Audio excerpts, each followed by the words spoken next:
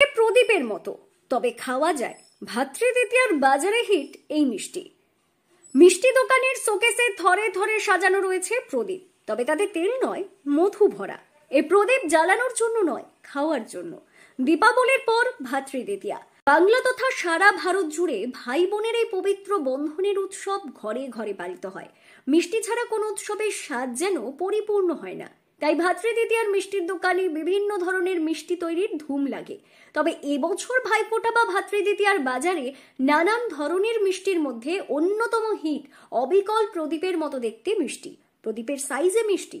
তমলুকের শহর পাশাপাশি শহরতলির দোকানগুলি থেকে দেদারে বিক্রি হচ্ছে মিষ্টি। আমাদের মধ্যে আজকে নতুন নতুন পাবেন অরিজিনাল পটল দিয়ে তৈরি পটল কস্তুরি অরিজিনাল পাবেন। আপনি হচ্ছে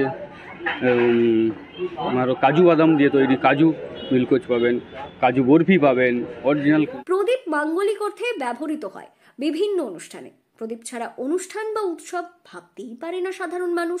তাই ভাতৃদ্বিতীয়ার বাজারে মিষ্টির দোকানে এসে গেছে প্রদীপ। তবে এই প্রদীপ জ্বালানোর জন্য নয়, খাওয়ার জন্য। ক্ষীর, ছানা ও মধু সহযোগে তৈরি প্রদীপ আকৃতির এই মিষ্টি ভাতৃদ্বিতীয়ার মাঙ্গলিক অনুষ্ঠানকে আরো অন্য পর্যায়ে নিয়ে যাচ্ছে।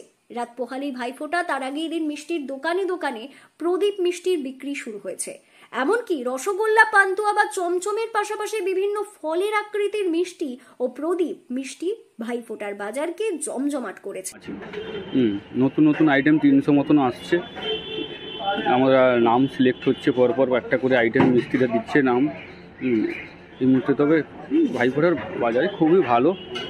আশা করি আপনারা এলে বুঝতে পারবেন। ভাইফোঁটার সময় কি ভাইফোঁটা লেখা মিষ্টি বা প্রদীপ মিষ্টিগুলো বেশি চাহিদা থাকে? হ্যাঁ, ভাইফোঁটা ওই মিষ্টির চাহিদা থাকে।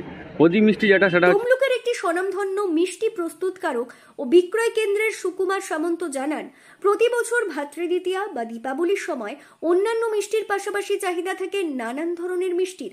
দীপাবলি বা ভাতৃদ্বিতীয়ার সবচেয়ে বেশি খোঁজ পড়ে প্রদীপের আকারের মিষ্টির। এই মিষ্টি তৈরিতে ক্ষীর, ছানা, মধু প্রয়োজন। মিষ্টি দেখতে অবিকল প্রদীপের মতো হয়। এই মিষ্টি তৈরি করতে সময়ও বেশি লাগে, তাই এই মিষ্টির দাম অন্যান্য মিষ্টির তুলনায় একটু বেশি।